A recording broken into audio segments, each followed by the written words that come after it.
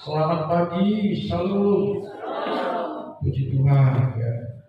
Hari ini masih belum terlalu penuh kursi kita. Ya, masih banyak yang agak lemas karena kebanyakan makan kali ya. Puji Tuhan, saudara, kita masih sehat. Amin. Kita masih sehat. Ya, sekalipun kita tahu suasana Indonesia memang sedang dalam keadaan tidak baik-baik saja karena kita sedang berhadapan dengan fenomena alam, yaitu bencana banjir khususnya yang ada di Kalbar. Jadi Kalbar sekarang memang dikepung oleh banjir ya. Belum selesai masalah banjir di Bengkayang, di Mempawah, kemudian di Samboledo, di Seluas, sampai lagi di Kecamatan Banyuke Hulu dan juga Menyuke Dari, terus Landap Ngabang, lalu merembet lagi ke perbatasan Malaysia, Etikong, Balikarangka, Noyan, Beduai, Kembayang mengalami bencana banjir terdahsyat sepanjang sejarah. Seperti yang kita alami pertengahan Oktober 2024 yang lalu, ya, gereja kita tidak pernah banjir sedalam itu dan kita juga alami. Memang hari-hari ini dunia sedang sepertinya tidak memberi kepastian, tetapi percayalah, dengan Tuhan dan bersama dengan Tuhan pasti kita akan diberikan semacam proteksi, perlindungan oleh Tuhan. Itulah sebabnya hari ini saya ingin mengingatkan kita, walaupun kita berhadapan dengan segala hal yang tidak pasti, tapi jika kita aman dalam Tuhan, kita terus bersama dengan Tuhan, maka Tuhan akan menyatakan kedaulatannya kepada kita dengan memberikan perlindungan yang sempurna kepada kita. Dan ini akan saya bagikan kepada kita bagaimana pengalaman seorang raja yang sangat ditakuti oleh musuh-musuhnya, yaitu Daud. Bagaimana Daud mengalami providensia Allah, pemeliharaan Allah, perlindungan Allah, ya, di tengah-tengah kecamuk kehidupan yang dia hadapi, tetapi selalu dia mengalami pembelaan ilahi. Itu sebabnya pengalaman rohaninya dia bagikan dalam tulisannya di Mazmur 27. Ya, pengalaman rohani Daud, bagaimana dia mengalami Tuhan, bagaimana dia mengalami pertolongan Tuhan, bagaimana dia mengalami perlindungan Tuhan, bagaimana dia mengalami pembelaan Tuhan. Dia tulis dalam bentuk syair, dalam bentuk mazmur, dalam bentuk nyanyian, dalam bentuk puisi. Kita lihat Mazmur 27.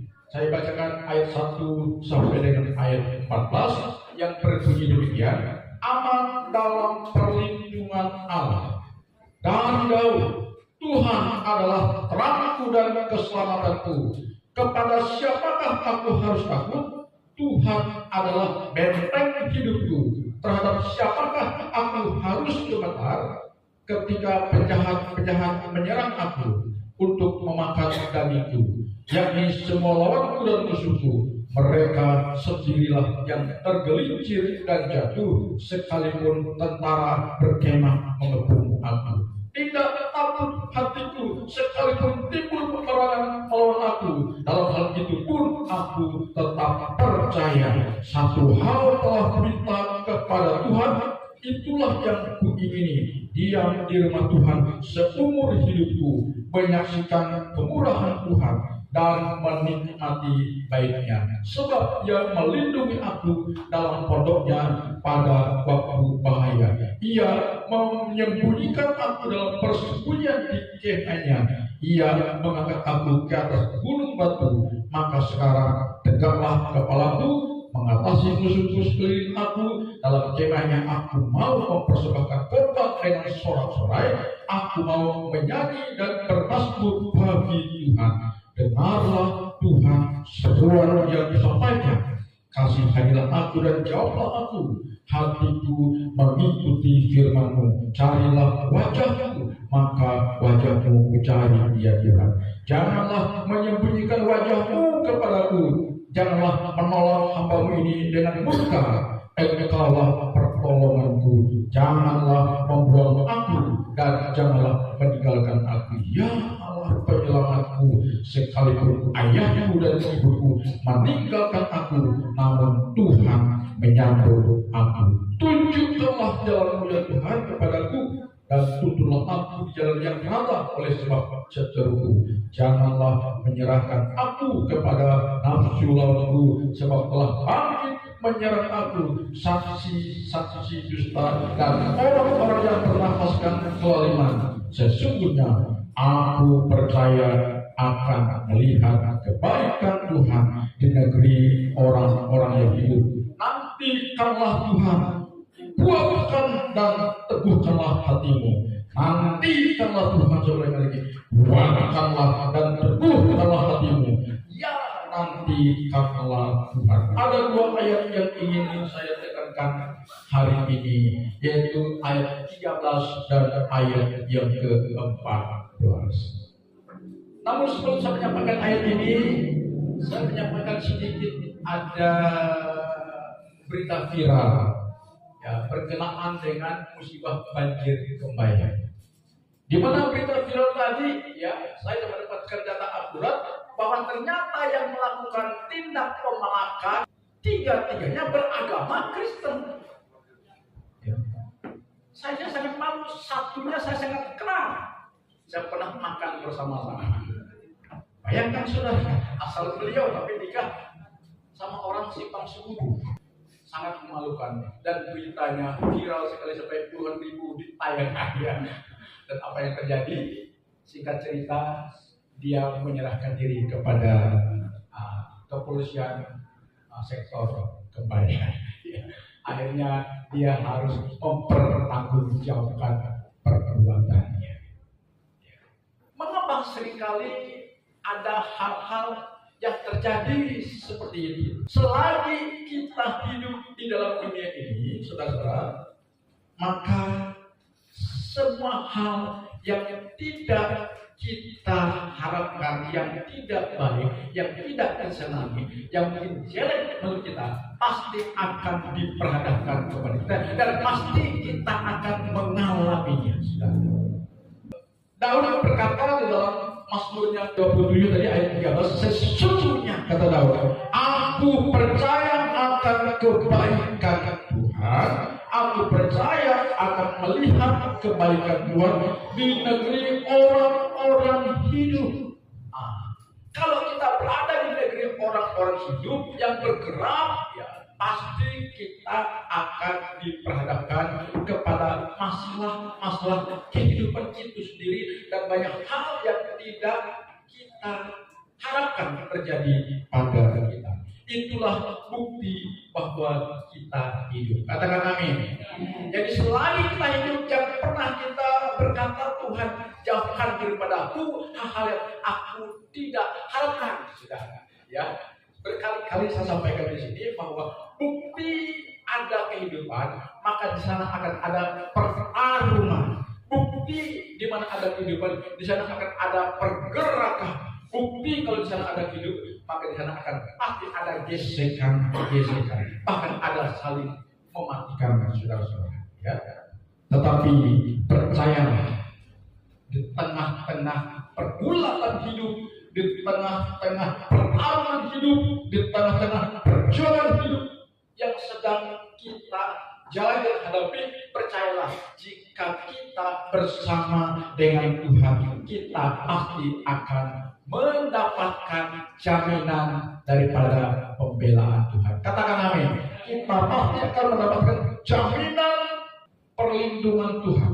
Ya. Jadi pelajaran pertama yang saya sampaikan kepada kita, bahwa besok dan seterusnya di bulan kedua sampai kita mengakhiri tahun 2025, ya, jangan sampai kita keluar dari jalurnya Tuhan. Katakan amin.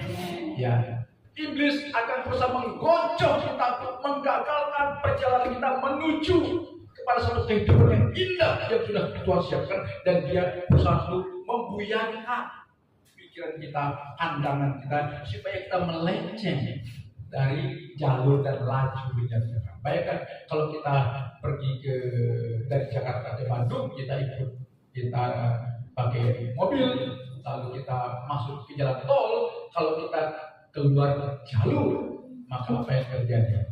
Bisa saja akan membinasakan. Sejarah Daud penuh dengan prahara yang mengerikan. Setelah dia ditunjuk menjadi raja, mulai dari saudara-saudaranya sangat tidak suka menyenangi. Lalu yang kedua, mertuanya sendiri, yaitu Saul, sangat tidak menyenangi dia, bahkan ingin membunuh Daud. Tapi apa yang terjadi? Daud selalu luput dari ancaman pembunuhan, karena Daud ada dalam jalurnya Tuhan. Katakan amin. Daud ada dalam jalurnya Tuhan. Karena itu di sepanjang tahun 2025 ini, saya berharap jemaat GBI Hososo jangan sampai melenceng dari jalur Tuhan. Amin. Jangan sampai kita keluar dari jalannya Tuhan. Sebab kalau saudara keluar dari jalannya Tuhan, bahaya sedang mengintai saudara. Bahaya laten sedang mengintip dan ingin membinasakan saudara. Jadi apa yang harus kita lakukan? Jika dalam perjalanan hidup kita ada banyak kerikil-kerikil tajam yang akan menghadang kita, sehingga membuat hidup kita tidak nyaman. Ayat yang ke-14 ini saya akan singkat saja, mengatakan kepada kita tetap berharap kepada Tuhan. Nanti kalau Tuhan tetap menguatkan iman kepercayaan kita kepada Tuhan, bahwa Tuhan yang kita sembah, Tuhan yang kita lainnya adalah Tuhan yang sanggup memberikan perlindungan, pertolongan, jalan keluar dari segala masalah dan keadaan hidup yang sedang kita hadapi. Jadi bagian kita tinggal menguatkan iman, penyerahan kita kepada Tuhan, dan terus berharap, Tuhan, aku terus berharap kepadamu. Ya, sekalipun belum terjawab, tapi kita terus menanti pertolongan Tuhan. Itu yang dia maksud dengan Daud, bahwa nantikanlah Tuhan, kuatkan dan teguhkanlah hatimu, ya nantikanlah Tuhan, ini yang Tuhan mau. Artinya kita terus menggantung harapan kita kepada Tuhan, menantikan Tuhan, dan kita menguatkan dan meneguhkan hati kita untuk kita terus berharap, percaya, bergantung kepada Tuhan. Itulah sebuah pengharapan yang sejati, dan pengharapan itu sudah pasti tidak akan mengecewakan kita. Jadi hari ini Tuhan menghendaki kepada kita agar menjadi pribadi yang tidak kuat dalam penantian akan pertolongan Tuhan. Amin. Di mana ada Yesus, di sana ada mujizat, saudara. Kalau di mana ada mujizat, maka beres. Habis bahasa Jawa artinya semua. Artinya kita selalu mendapatkan semacam solusi terbaik dengan Tuhan dari semua pergolakan hidup yang kita hadapi. Karena itu sekali lagi saya mengingatkan kita, mari hari ini Tuhan menghendaki kepada kita semua agar kita tetap dalam posisi orang-orang yang terus percaya dan berharap kepada Tuhan. Katakan amin.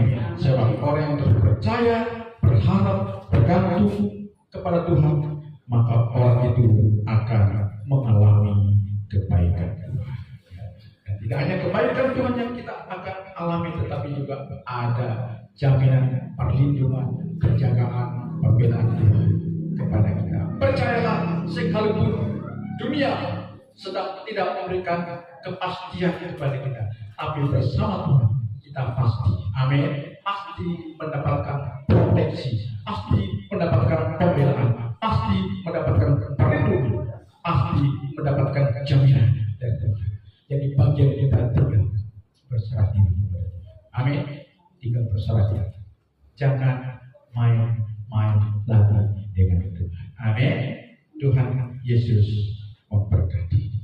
Terima kasih firman yang sudah menguatkan, melindungi kami agar kami tetap berada pada jalannya Tuhan, tetap berada dalam rancangan Tuhan, tetap berada dalam jalannya Tuhan, tetap ada dalam hati dan perbuatan Tuhan.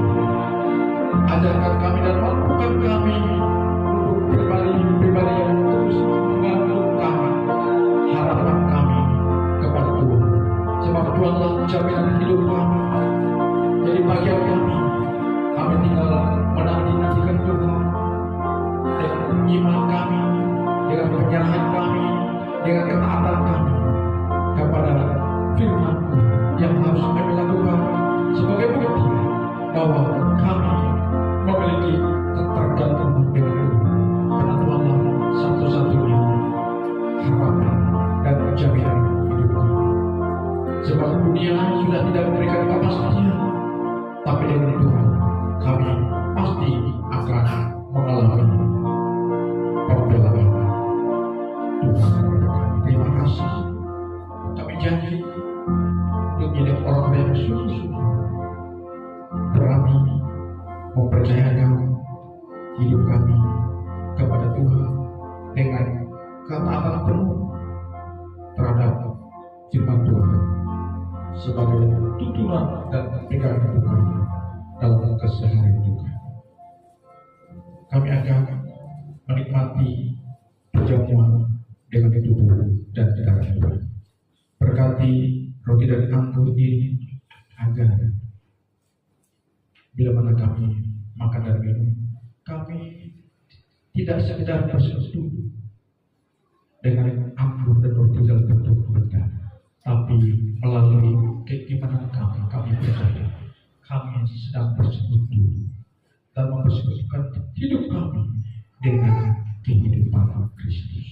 Berkati roti dan anggur ini agar mana kalau kami makan dan minum, kami mendapatkan kekuatan ilahi dari surga. Dalam nama Tuhan Yesus kami berdoa. Amin.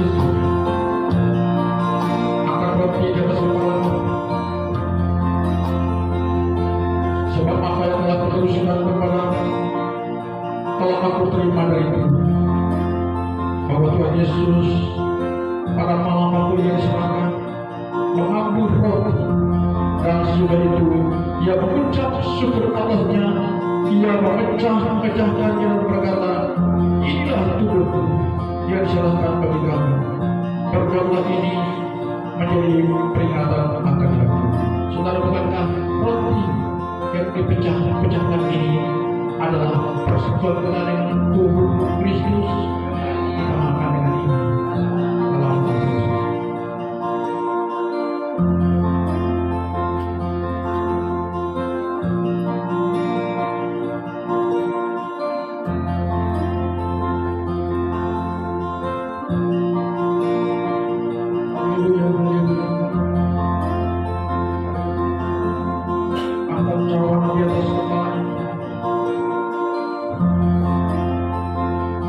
Demikian juga ia mengambil cawan sesudah makan, lalu berkata, cawan ini adalah perjanjian baru yang dikatakan oleh Tuhan.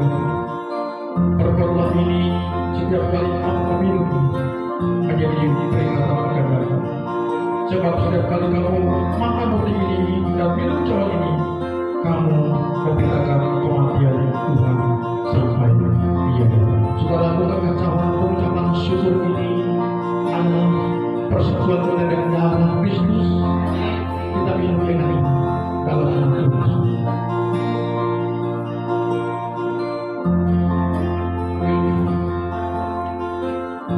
Kita panjatkan syukur pada Tuhan. Bersyukur padamu Tuhan, sebab kasih setia di dalam hidupku, anugerah besar bagi di setiap langkahku,